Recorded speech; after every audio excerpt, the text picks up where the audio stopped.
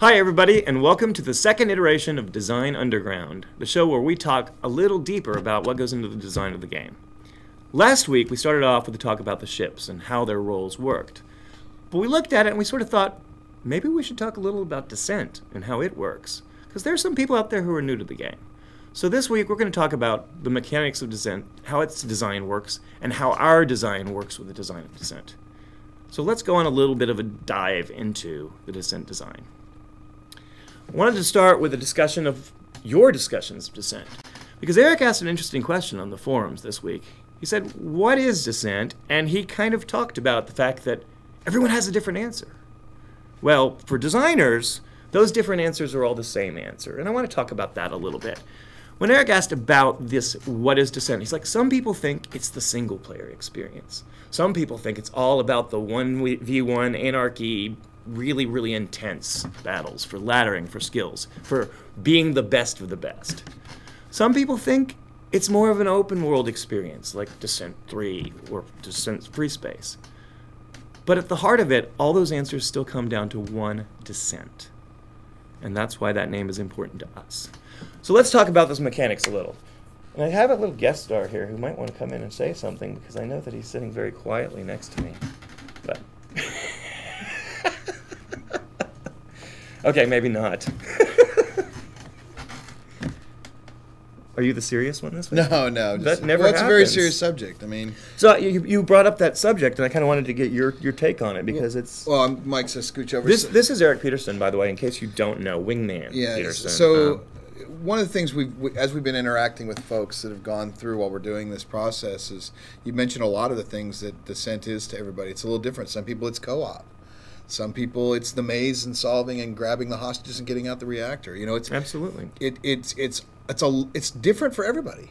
What they took from it is different, right? But the gameplay is not, and that's what we want to talk about. Yeah, exactly. And of course, the very, very first thing you have to talk about when you talk about what a Descent is, and especially for people who are new to this, Descent is about the mechanics of flight. Ships get to fly in 6 degrees of freedom. A freedom person shooter. Freedom person. I stole that. I stole that from Reddit, and I love it. Freedom person shooter. You remember who said that? No, I don't. We should totally credit well them. done. Yeah. It's a freedom person shooter. Freedom person shooter. Yeah. So 6 degrees of freedom means that, unlike a normal game, let's use this mouse as an excellent example. In a normal game, you move forward, you move backwards, you turn around. Side to side, straight. In Descent, this matters. So does this. In fact, we probably have a better video than my mouse to show this off. Yeah. Can we roll that, Mike? So 6 degrees of freedom means that every direction matters. It means your ship can move in every direction, which means to you, where you're facing, up, down, left, right, left, side to side.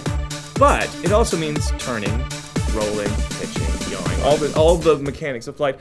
But the interesting thing about 6 degrees of freedom is I'm flying down a hallway to above what to me feels like the floor. If you come down that hallway flying above the wall, that's the floor to you. Like that. Yes, yeah, exactly. yeah, exactly. It doesn't matter. Now we were talking about earlier about the helicopter. It's like a helicopter 6 degrees of freedom. It's like, yeah, but imagine a helicopter flying sideways. Or in 0G. Yeah, not going to work. I mean, if you turn a helicopter sideways, it turns into essentially a rock. It turns sideways. Yes. Yeah. So, I mean, that's the interesting thing about it is up and down change based on what you're doing. But the important thing about that is then you have to build levels that take that into account. And 100%. So you build these mazes. Now, part of the Descent mazes was about these tight tunnels that fit, around the ship pretty closely, so you feel a little confined. So your movement is constrained. So it's not easy to dodge your opponents with your I think one of the best things about the originals was the map design. I think it's an undervalued aspect of game making is how people make the map to get the gameplay they're seeking out of it, and I think Descent nailed it. And some of what they did, I mean, it's a combination of tactics and also technology. Is you needed to break the maps up into smaller chunks back then, yes, which led to really interesting gameplay, which now is a heart of that play, which is you're going down these tunnels. There's these turns and twists, and it's about not knowing what's up ahead. And that's very important. The doors break up their map for them, but it also it's curiosity about what's up ahead or fear about what's up ahead that leads to this being interesting. So you're looking at this as, I'm flying down a tunnel, for instance. I care about what's up ahead. It opens into a big room. Or behind you, for that matter. That's true too. You have your rear view camera. I have my rear view on my hat. That's where it sits. But you're seeing this open room up ahead. It's like, oh, that looks all clear. Now, you know, if you play a lot of shooter games, for instance, you know you need to kind of look around the corners before you go into that room. There goes Phil. What you don't necessarily think of, look, it's Phil, is that room may have a hole in the floor that drops down that you can't see. Or ceiling. And there's somebody waiting down there pointed up, waiting for you to fly over it. And the interesting thing in regards to that is not only is that in the map design, but in what we're doing, which we'll kind of dive into a little later, is we're going to let people create those holes in some of the maps. In some instances, they'll be able to create those own crevices like a moray eel and hide in there. So when the auger's flying around, he can actually generate new hidey holes that you didn't see the last time you were there. Right, yeah, the auger. Should we talk about how we're considering changing the auger? No. No. Not saying that. No, that's a little off topic right now. I know. It's just that the auger looks a little like the pig, and so we want to maybe change it to the Goliath or something. Oh, that's. We're considering it, but I'm not going to mention it though. I promise. Okay, I'll make a note of you not mentioning the auger. I will not mention that. So where were we in our discussion of we're talking about how you could actually situational awareness, right? Modify the maps and let people. So every map gives you a lot of different perspectives on how to play, which is you can't just go in there and treat it like your typical shooter game. Right. You clear a room by looking to see if someone's above you might be straight in front of them, which is part of the interest of the game. Is I can hug the wall directly above a door and wait for you to pass through. Some craft. To me, that's perfectly normal. Well, anyone can do it. Some are better at it than others. Right, true. Yeah, I mean, you can still hide there. Yes. Hiding is universal, even if your ship is better at hiding than some other ship. Right. Or different shaped. Different shaped, right. Pointy pieces. Right. So that leads into that whole tactical element, leads into another really key pillar of Descent. And that's the most important beyond the flight mechanic and the way the levels are designed, and that is skill. Yeah. You don't win Descent because you're twitchier. Right. You win Descent because you're smarter and you're more skilled. And that is never going away. Yeah, and there's various levels of skill. There's the 1v1 getting in a dogfight skill. There's the master of deception and hiding skill. There's all kinds of things. Like you find a spot that maybe on the map that you can, ambush people. That's a skill too. So reading the map is very important. Right, absolutely. It's all about the type of person or personality you are, how you like to play it. So there's many levels of skill, which is kind of why we're doing all these different types of ships. And we're extending the gameplay by adding additional things that you can not only be skilled at, but you can use, especially in combination, to change your experience and also change your tactical advantage. Right. And that's really crucial, is that at the heart of it, those three things, the mechanics and the level building and then the skill, those don't go away. Well, here's an example. This thing here, like... we're talking about the situation. Right. Somebody could be right above you here, and... you zip into this room from a tunnel, and then they could just be hugging a wall and drop in behind you or something. Yeah, in a normal shooter, you would just be looking ahead to see what's up there. Right. If there's a guy up here looking down at you. Right, there you go. Same ready. area, just different perspective. Yeah. And literally, your perspective can be any of these. Absolutely. So that's those three things. That's where we're starting. So that's what people ask next then is, well, what are you doing? Right, what are we doing? With Descent. And we have Descent? That's awesome. I've heard that we... Awesome. So we're doing that. Those three things. As far as design is concerned, those three things are where we start and everything we work on. Right. As long as we manage to get those right, the flight, I think people will get it. Right, exactly. The flight, the level design, the tactical, skill-based. Right. Oh, yeah, and the power-ups, of course. Power-ups. Well, power-ups are that's just a given, isn't it? Yeah, it is a given. But, the funny thing about that is... They're really pretty. Well, yeah, and that's another way of you being skillful. You can steal somebody else's stuff and, There you go. That kind of comes with the territory. If you're more skilled, you get more stuff. And if you don't know, if you've never played Descent, you'll recognize that last one as invulnerability and shield. The invulnerability one looks very nice. Yep, it looks good, and we're trying out that map today. We've got a lot, hopefully something to show you guys. We really want to show some gameplay from in the game itself, and to kind of get that. And we've got some tweaking to do there too. Oh, it's very early on, but the nice thing is now we can start fiddling with the flight mechanics and set up that feel so it's right. Yeah, the speed has to be right. The shot speed has to be right. Everything. It's just all the turn rates, everything. Yep, everything has. yep. But we can now tweak all those until we get it feeling just there. Right. And so hopefully we'll be able to show some of that pretty soon. Hopefully very soon. So starting with those core ideas, what are we going to change? And maybe we should start talking about that with, well, what does it feel like to play our game versus Descent? Yeah. I mean, are you going to be in a maze? Well, yes. Yes. Yes. It's not really Descent without the maze. Are you using 6 degrees of freedom? Are you concerned about up and down and left and right and all that? Yes. Okay, so where does it expand? Where do we go with that? If you're flying a scout, what does it feel like? You're faster. You're more maneuverable. Mm-hmm. You lead the charge. You stay out in front. You maybe try to stay a little more invisible than usual. You don't necessarily engage the enemies head on.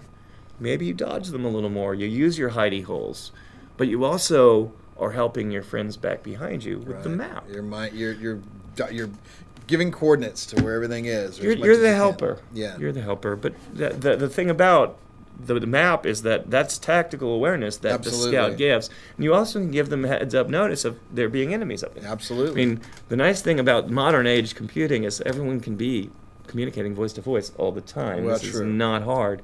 So if you've got a scout, yeah, but with your come group, on, we've all been in games where somebody goes, "There's a guy on the right," and you go on the right, and then their right is not your right, and now it's even worse. Your right is up. Yeah, exactly. And so giving that tactical information in electronic format in the form of either radar or however we decide to display that allows that information to be displayed to where it's much more usable for your teammates than say he's on the right, because man, how many times have you gone, he's on the right, and you look over here and boom, no, you're on the right. And yeah. And I think the goal with any radar system that we might implement, which now we're getting into design speculation, not design update. Right.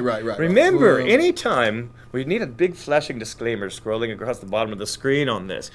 Anytime we get into design speculation, we are talking about things that we'd like to do or we've talked about doing, but we don't know for sure. Yep. And anything in design is subject to change during the course of development. Completely subject to change. Because here's the thing. When you have a really cool design idea as a designer, and you plug it into the game and go, this is great, and you write it down, you show everyone, they all say yes, and you put it in the game and you play it, and you're like, this is not great. This ruins the experience. This is just awful. Well, off it comes. Off with the head. Right. And you have to be prepared to immediately remove your problem from the game. You should probably talk about it. I mean, design is literally, a dartboard, and you grab a handful of darts and you toss them, and some are going to hit the board, and some are going to be. It's not quite like. Well, it is. It's not. You can. Well, his design is a lot like that. No. So I mean, you can do a. You can do it. Any idea that comes in could be good, Yes. and it could make the game better. And some of them, as you said, that you think are really good, are just terrible. Well, and collaboration is very important to design it in the sense that if a lot of people come with ideas, then eventually you get in tune and you pull the pieces together into one that probably will work. The game gets better. And it comes with experience, it comes with testing, it comes with a lot of iteration. You try things out. You tweak them. Well, you throw them out entirely if they don't work. You've just basically outlined why we're doing this with the community's involvement. I mean, because you got more experience, right? Well, yeah, they're gonna right. You have a whole group of folks out there. They're gonna be testing and playing the game like this summer. That'll help us get it right. This summer is really soon. Yeah, I know, it's already hot here. 85 degrees. We better tell some people to get on that Kickstarter. Yeah, well, get it hot on the Kickstarter. Yeah, that's fair enough. Let's make sure we get to do that all summer long. Yeah, that's right. Because it's air conditioned in here, at least. It is, for the most part. It gets hot in Texas in the summer. Indeed. We don't want to be outside. Yeah, mowing yards. We want to be inside playing our 6 degrees of freedom lawnmowers. Whoa. That would be very dangerous. It would be dangerous. Okay, so we were talking briefly before we wandered off into very important design territory, is the idea of radar is an idea that we've discussed. It's familiar territory for a lot of people with a lot of different games. It is good for people who are not comfortable with 6 degree of freedom movement and the idea of multi-directional opponents, because it gives them a little more awareness. But it needs to be something that's very short range and very fuzzy to still fit the Descent idea, because knowing everything on the map takes away that no. You definitely agree. Yeah. So you might get a vague idea that there are opponents out there from a scout, but you're not going to know exactly where they are. And it could be one of those things that you decide is whatever server we're running could be toggled on and off. It may be one of those things that's like blind radar. Right, exactly. Different asteroids may not allow that. So, well, that's one of the things we talked about, even in the Kickstarter campaign, is some different terrain might cause 100%. hazards that will 100%. disrupt or completely disable. Or enemies radar. have things that disrupt. Anything that's out there has a counter, right? That's typical game design. Yeah, exactly. You hope, at least. Yeah, well, yeah, you definitely hope. And there's so many cases of games where they put something in and they don't have a counter to it, and everyone immediately grabs that thing, and the game implodes. That's the balance portion of this whole thing. Is that, you know, I mean, I can give a supreme example. Like in Bad Company 2, man, if you had a good helicopter pilot, it just ruins the map. You know, there's no mobile anti-aircraft that you could hide and shoot it down. You can tracer dart it and take it out, but that's really hard. And so it basically ruins some maps, you know, and so it's like you've got to balance these things out gameplay-wise to where they're fun and they're engaging. And again, that's another reason you do this with a great group of people like we have here. Absolutely. And of course, if you're talking about those different roles and how they balance, which you brought up very nicely with the helicopter versus an aircraft, is each role in our game has to have that same balance. Yes. Everyone will be good at something, and everyone will be possibly better at one thing than other people, but they are built to suit play styles and not just make one right answer ship. You can't have a rush to the best thing and then that thing dominates. That's just no fun. And we need to, as game builders, we have to start with the idea that the very first thing you play with should be fun all by itself. Right. It should encourage you to want to try different aspects that you like better. And that's where we go with our balance. Is you may start with the Wasp, and most packages do. And the Wasp is going to be fun to play. I think they all have the Wasp, actually. Yeah, well, no, there's a few that are pick 'em. Oh, they pick 'em. They might not pick the Wasp. That's true. You're right. But the Wasp is going to, all by itself, be fun, provide the full game experience, let you sample all the different game styles, but still play it like Descent. Yeah. And that's... If we've done that right, and that by itself is fun to play... Yep.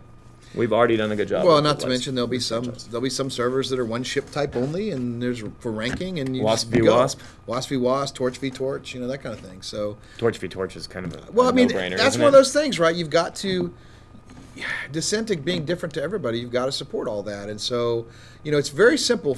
That's an easy balance. The ship versus itself is super easy. It's simple. Right. The one that you start adding eight other ships, and then you have this.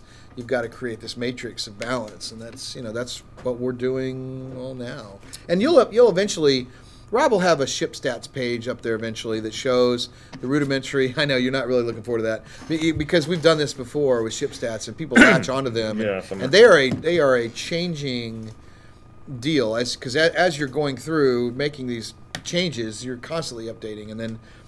You know, people might get mad that my ship has been nerfed when really it hasn't. It's just been balanced correctly. There was a certain seesaw effect to that at a certain other project I worked on. Well, it is. It's changed the stats and everyone would immediately go buy a different ship because it was. But seesaw's good. You know that you know it's like that bird that comes and gets the water. You know, it's like eventually it wants to teeter totter and level out. And once it levels out, that's where you finally hit that. Early, you're doing a lot of it. You're doing a lot of back and forth to get that. And our goal is not to set it up as you are aiming to get to this primo point. No. Our goal is to set it up so that you're playing the game, and that's right. where we're starting. Hey, get out there. Hey, everybody, we need a shaman. Who wants to go grab a shaman and play? You know, I'll do it. You know, and then it's who wants to be a scout. We need a scout to check out this area. There might be some enemies over there. You know, that kind of thing. Or maybe you pitch in, and all the people who are playing a different role ship use a little of that. They have a little of that. Oh yeah. Maybe they work together, coordinate. Absolutely, help out 100%. every now and then, but you don't have a full-on shaman. Exactly. And both would work. Yep.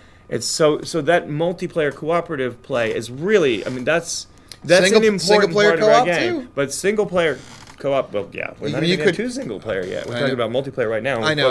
On that. Right, because, again, that's where we're starting from initially as far as getting this game off the ground to test it.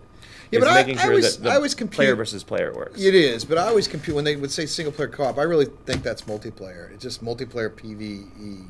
It's a multiplayer offline co-op campaign play type thing. I mean, you're just playing against the environment, but just but it's still 2 players or 3 players or 4 or whatever. Yeah, and that's one of the things that I personally like in gaming. That's harder and harder to find is that 2 people, 1 couch playing the same game together as opposed to head to head. Yeah, I can. Yeah, but yeah, and that's there's some interesting. I mean, there's just off topic, which I normally do, but. We were playing Rainbow Six back in the day at Digital Anvil, and it was the damn mission. We were 45 minutes into the mission. There were 6 of us that started it, and 4 of us still creeping around, and we've been just getting towards the end. And me and another guy were creeping along the top, along the catwalk. And all of a sudden, these bullets just start raining on us. And we're on the phones in the office. Back then, we didn't have Skype and all this stuff. And conference call? Yeah, we're conference calling with all the guys that were playing. And we both got killed. Me and Dan Orslag got killed. And all of a sudden, you hear Jorg Newman, who's now at Microsoft running most of their Expo and stuff up there. He just, on the conference call, he's German. He goes, 2 down. And we're like, that was us! The 2 down is us! And so, sorry, I brought the voice up. It was very infuriating. The neighbors are going to come in again. I know the neighbors are coming Phil. in. And so he didn't make it because he got jumped by the AI, and they were easily able to take out those 2 and had to start the map all over again. But that was a super cool. See, that's 20 years ago, and it's still fresh. It's yesterday. We're sitting in here playing Descent. We got in trouble yesterday, didn't we? The neighbors came in because we were playing in the same room, which makes yelling so much more effective. Yeah. And, well, apparently the walls are a little thin at this building, and the neighbors already know we're the loud guys. That's important to note, too, is that we're playing the originals because we want to get that flight and feel right. We want to always be able to compare as bad graphically as they are. It still feels good. It does. It holds up. It blew you up enough times yesterday to feel good about it. You did blow me up, but I believe I won the map. I believe you won one of them. I believe I won the map. One of them. I had the joystick. Anyway, yeah, you did. Yeah, I was playing keyboard only, not even mouse. Purist. Yeah. Anyway, where were we? Oh, yes, we were talking about airships and airship balance and how they're going to work together. And we did talk a little earlier about it, too, that the idea that the miner and the hauler have their own ways to change the tactics of the game. Sure, absolutely. Important. Like your hauler may be able to add to the map to block places or create barriers. Or you found a honey hole that's relatively safe to get a bunch of stuff back to the harvester, and so you change to that, and you're now you're actually increasing your team's haul like quickly, and that other teams will start seeing your little slider going up, going whoa, what's going on over there? We need to change our tactics and go attack. So leapfrog kind of attack thing. It's nothing less fun in World of Tanks than sitting there watching the meter go down when they're sitting around your base and there's nothing you can do. Yeah, fair enough. It's like it's over. We're going to play World of Tanks. We're going to have to work on that. Yeah, I haven't played in a while. I miss my Artie. Anyway, we are way off topic. Yep. So one of the other things about this particular aspect of the game, the fact that you can work cooperatively, that it does encourage some more team play. And no, we're not getting rid of anarchy, free for all. No. 8 people, all every man for himself. Yeah. Because that would be just silly to get rid of it. That's just deathmatch. No, that's just absolutely essential. I mean, that's what we were doing yesterday. Yeah. But when you add this co-op environment and the ability to kind of specialize and do your thing, it lowers that barrier to entry. And I think one of the hardest things about Descent players, I mean, some people just had trouble capturing the mechanic itself and figuring it out and working with it. That takes some time. That's always going to be a little bit of a slope. But when you get to multiplayer, there are all these people out there, and we know a lot of them, and they're in our community, which we're so happy to see them, is once you get out into multiplayer and you're way down here and they are way up here, I mean, it's not fun anymore. No, it's like pain. It's one shot, one kill all over again. You want to make sure that's also what the ranking system is going to help us with matchmaking. And that building that in is going to be one of the biggest changes to Descent that will make all those people feel better too. It's like, I mean, we can actually meet people at our skill level. Right.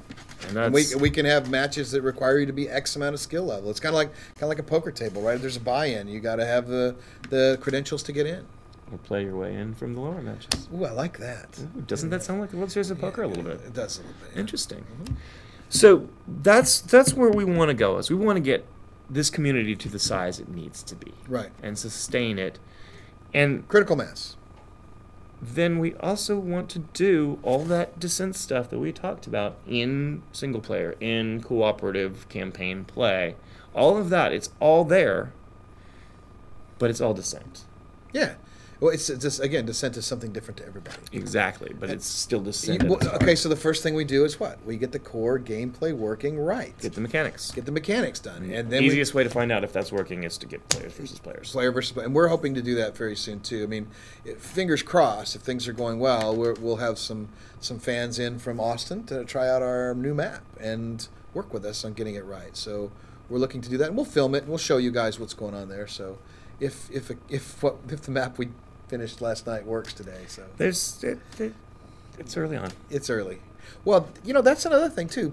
Even though we're only a year-long cycle, we're still fairly early in this process. We're a couple months in, 3 months Way in or so. early. Yeah. Well, for But me, it's but like, because what, we're a month starting and a with half? because we're starting with a blueprint, because we start with what we know we want to do, it's actually helping us. And blueprint's a funny word too, because it's Unreal scripting language, and that's been It's really important. huge reason we chose Unreal. We've been able to do quite a bit of the gameplay in Blueprint itself. So Far. yeah, so far Hopefully so good. continuing to do Yeah, so. yeah, absolutely. Really, really like Unreal. That's for you, Joe Kreiner, my buddy at Epic. If he's watching. You should let him know. Yeah. So that's really all we have to go through today. Mhm. I think it was really important to introduce new people to Descent. And we'll be doing a little more of that, because I Yeah. do think being there's most of the people on Kickstarter are not I would say most of them never played Descent. A good chunk of them And have so not. a lot of people come by and go, this is a great game, but we have to show them what that game is, I think, to get them off the fence.